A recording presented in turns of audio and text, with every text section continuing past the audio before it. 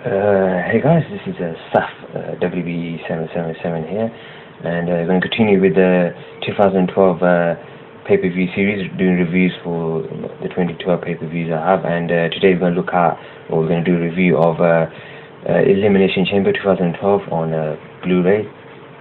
And this was the final stop to the road to WrestleMania. Final stop to WrestleMania 28, and on the night we'd have two Elimination Chamber matches, one for the WWE Championship and one for the World Heavyweight Championship. And you can see from the cover there, those are all the competitors in the Elimination Chamber match, and who was the champion going into the pay-per-view as well. And this was held at the Milwaukee Wisconsin Center or something like that in Milwaukee. This is the same arena that held No Way Out 2012. No Way Out 2002, back in 2002. So 10 years later, they would hold the same pay-per-view in the same month, in February. I just want to point that out. And yeah, the main two matches obviously were the Elimination Chamber matches. I'll just discuss the undercard at first, and that's just back there pretty much.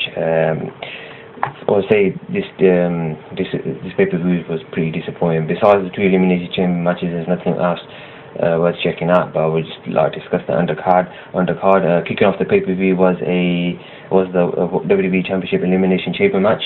This was WWE Champion CM Punk versus Chris Jericho versus Dolph Ziggler versus Kofi Kingston versus R-Truth and versus The Miz. And this was a really great pay-per-view. Not great pay-per-view. Sorry, this was a really great start to the pay-per-view. Really excellent match here.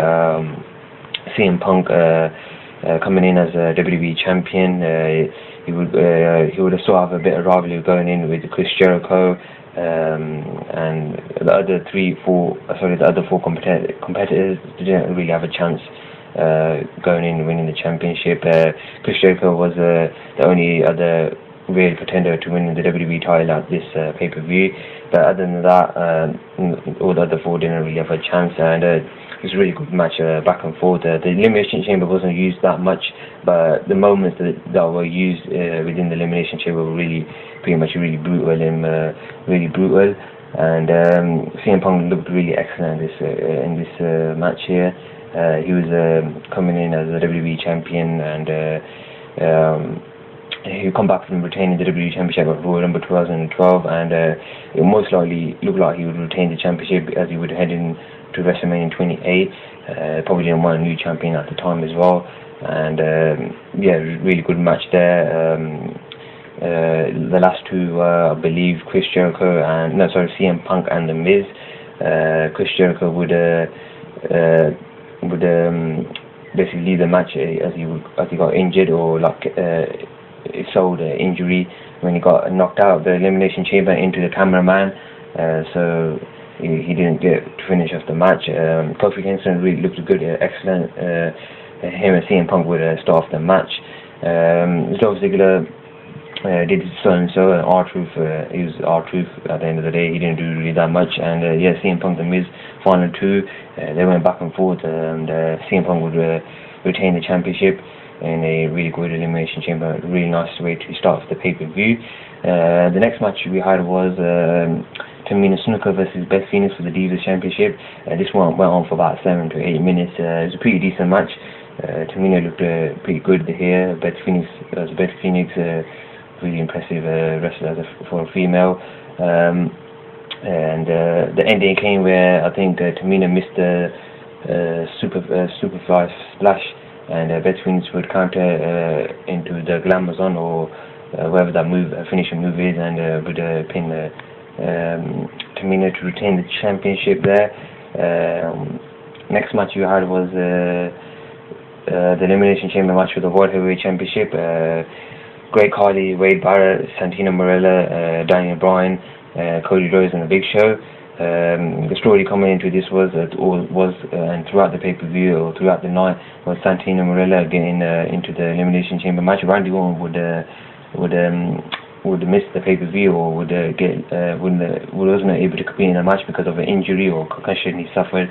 I believe on a SmackDown or 2 weeks prior to the pay-per-view. So they did like a battle royal on SmackDown before the pay-per-view, and Santino would win that, and he would get inserted into the Elimination Chamber match. And they did like a Rocky type of segments involving Santino Marella. He was like the heavy underdog going into the match. He never really had a chance of winning the match anyway, because you don't really see him as a world heavyweight champion. He's more of like a comedy character. And the other four, Wade Barrett, Great Khali, Cody Rhodes, and Big Show, out the other four, I would probably say Wade Barrett could have potentially won the championship there, but they didn't. And Daniel Bryan was going in as the world heavyweight champion. He saw continue his rivalry with the Big Show, and there evolved a moment where Big Show he stood on the top of the Daniel Bryan's pod or chamber, or wherever he was locked up in, and he would break the chain and he would go into the chamber pod, and they would have that little back and forth scuffle between Daniel Bryan and Big Show. Wade Barrett got tossed into one of the glass pods, and that would break. That was a pretty brutal moment. Great Khali sort of did nothing. Can't remember what he did. Cody Rhodes looked pretty impressive in the match as well. Then I think the final two were Daniel Bryan and Santino. So that was a bit surprising at the time as well. I thought it would probably be Wade Barrett as the last man, but Daniel Bryan and Santino were the last two, and Daniel Bryan locked in the yes lock, and Santino submitted, and Daniel Bryan would retain the championship. And then at the end of the match, Sheamus would come out, the Royal Rumble 2012 winner, come out and made a statement that he would challenge Daniel Bryan for the World Heavyweight Championship at WrestleMania 28, and we will find out next night on Raw that he would challenge for the World Heavyweight Championship. So that was a really good Elimination Chamber match. Enjoyed that one. And next match we had was the United States Championship match, Justin Gabriel versus Jack Swagger. This was announced on the pay-per-view. This was like a last-minute addition. The match is pretty rubbish. It only went for about 3 minutes, and there wasn't really no offense from Justin Gabriel, and Jack Swagger will retain the championship. The final match, or the main event, was the ambulance match between John Cena and Kane. The first time we've seen the ambulance match since Survivor Series 2003. That also involved Kane. That was against Shane McMahon that time. But this is the first time we've seen the ambulance match in over 9 years. Yeah, over 9 years. And the main event was pretty decent. This would finish off the rivalry between Kane and John Cena. So John Cena would move on to his rivalry with The Rock, his match against The Rock at WrestleMania 28. And it was a pretty decent match, to be honest. So I kind of enjoyed it. Second time looking at the ambulance match, or first time for viewers who just only recently liked WWE, chance to check out the ambulance match and what it's about. And John Cena is much more better in broad type of matches, like these type of matches where there's no rules on that. And it's a pretty decent match, back and forth there. Used a couple of spots outside the ring, and a couple of weapons used. The wheelchair came into play as well, which was pretty funny. The ending came where John Cena did the FU, or the attitude adjustment, on top of the ambulance to the floor. But obviously I think there was a pad in there, but they didn't show that on camera for obvious reasons. But yeah, he did the attitude adjustment, and then he would carry Kane into the ambulance, and he would shut the door, and that's how John Cena won that match. And kind of predictable ending there. We knew he would win the match there, because they wanted him to look really impressive going into the WrestleMania 28 match. He was never going to lose anyway, because they always make John Cena win, as per usual. The golden boy, they would make him win. And that was the ending, and they rode off the ambulance, and that's pretty much basically that was the pay-per-view. The pay-per-view was pretty decent. I wouldn't really recommend going your way to check this out, pay-per-view. I know this pay-per-view is over 1 year old now, but if you haven't seen this pay-per-view, I wouldn't really recommend watching it, besides the 2 Elimination Chamber matches. But other than that, the pay-per-view was really bad, and I think they kind of wanted to get a move on, go into WrestleMania 28, so kind of thinking this pay-per-view was there, and they couldn't really be bothered. Obviously they had to do something, but it looked like they couldn't really be bothered, in my opinion. And it was a so-so pay-per-view, half-hearted attempt at putting on a decent show, putting on a good show, but they didn't. And that's pretty much been my review of Elimination Chamber 2012. As with the Blu-ray, you get some exclusive Blu-ray extras. You get Shawn Michaels' return to WWE, that promo, hyping up Triple H and Undertaker's match at WrestleMania 28. You got CM Punk versus The Miz. You got Daniel Bryan versus Sheamus, and you got the Elimination Chamber Wild Card Battle Royal. That time Vince Santino will win the Battle Royal.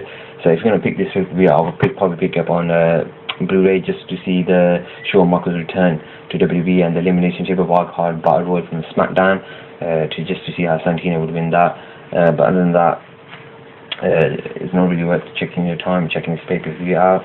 And yeah, this has been my review of Elimination Chamber 2012. I hope you enjoyed my review. Next Blu-ray or pay-per-view I'm going to review is Extreme Rules 2012, so that should be up soon as well. And yeah, I hope you enjoyed my review. And until next time, I'll see you again, and stay safe.